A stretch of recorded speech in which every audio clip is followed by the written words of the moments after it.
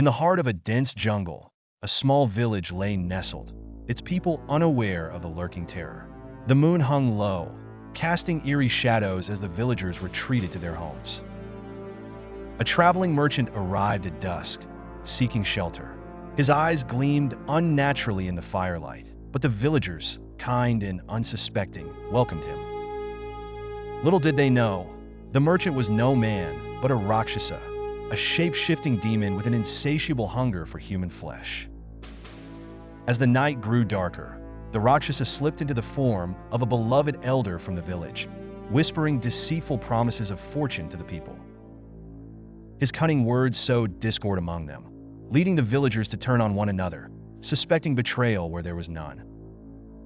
By midnight, the Rakshasa revealed his true form, a towering beast with glowing eyes, fangs sharp as daggers, and a malevolent grin.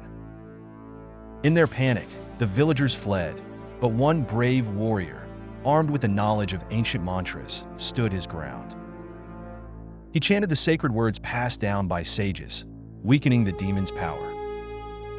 Enraged, the Rakshasa lunged at the warrior, but as dawn approached, the first rays of sunlight pierced through the trees. The Rakshasa howled in agony, dissolving into the shadows from whence he came.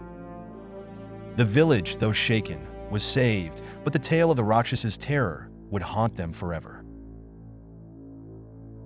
As the first light of dawn crept over the village, the people gathered around the brave warrior who had stood against the Rakshasa. His face was pale, the energy from his mantra chanting draining him of his strength, but his resolve remained unbroken. The villagers, once divided by the demon's lies, now looked to him with gratitude and awe. "We mustn't be deceived again," the warrior warned, his voice hoarse. "The Rakshasa may have been banished, but he is not gone for good. These creatures thrive on darkness, on fear. We must unite, or he will return." The village elder, who had been possessed by the Rakshas's form, stepped forward, guilt weighing heavily on him. I could feel its presence, twisting my mind. I couldn't stop it. It fed on my weaknesses, my doubts. But now I see clearly. We cannot afford to let fear control us. In the days that followed, the villagers began preparing for the Rakshas's inevitable return. They fortified their homes with talismans, crafted by the village's wise women, and chanted the same ancient mantras the warrior had used. Yet, as each night fell, an uneasy silence settled over the land, as if the jungle itself was waiting for the demon to strike again.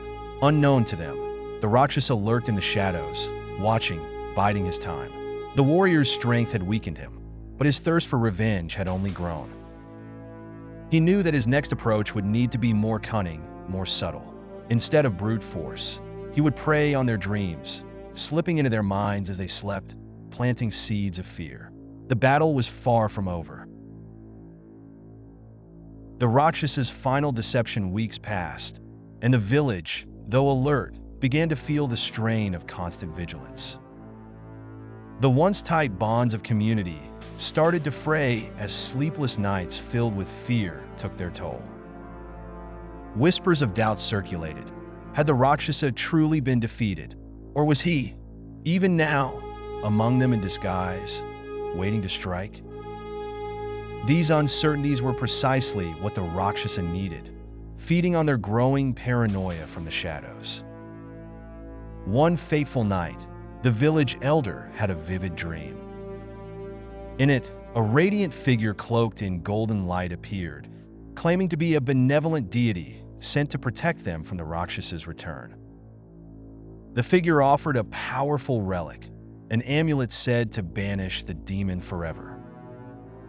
Waking with renewed hope, the elder, without consulting anyone, sought out the relic, finding it exactly where the figure had said it would be, in an abandoned shrine deep within the jungle. However, this was a Rakshas's final, cunning trick. The demon had learned to manipulate not just the villagers' waking fears, but their dreams as well. When the elder brought the relic back to the village and displayed it proudly, the people rejoiced. But the warrior, wary of such sudden fortune, sensed something was wrong. His suspicions grew as the amulet's strange aura seemed to warp the minds of the villagers, turning their gratitude into blind worship of the elder.